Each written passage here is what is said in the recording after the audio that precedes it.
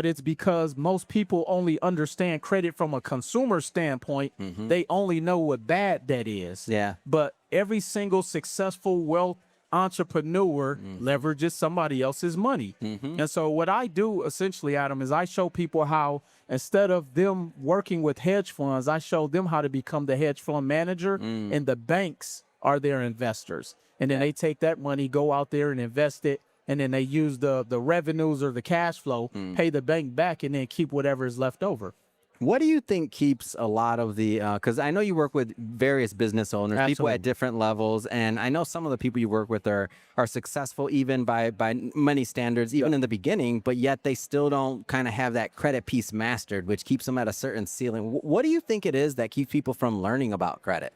Like, what's the thing that holds people back? It's a couple. One, I think it's fear, because they preach that credit is bad. And I say it's not that credit is bad, because it can't talk to you. Yeah. Somebody who's bad with credit is probably bad with their paycheck too. So they don't understand, how money works. The second thing is people don't understand the cost of money. And so what I mean by that, and I'm actually going to talk about that, is when someone sees the interest rate on a credit card, and let's say it's 22%. Yeah. They're thinking 22% a month.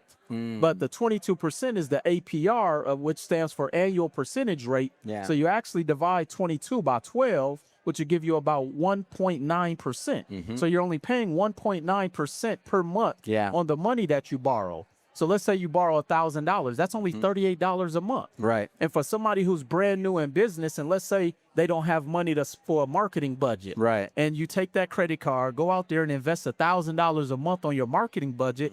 That $1,000 is only going to cost you $38 a month. Yeah. So based upon whatever your cost for whatever your product or service is, all you have to do is figure out, how do I make sure I make enough to cover the $38 as opposed to going out there trying to bootstrap and make $1,000 so you can go out there and cover your marketing costs. For sure. And that's to me one of the, I mean, when you think about the finance pillar of business, like finance, legal, marketing, these are all pillars that if you don't have them mastered, you're always going to have some type of ceiling on what you can do and how far you can grow.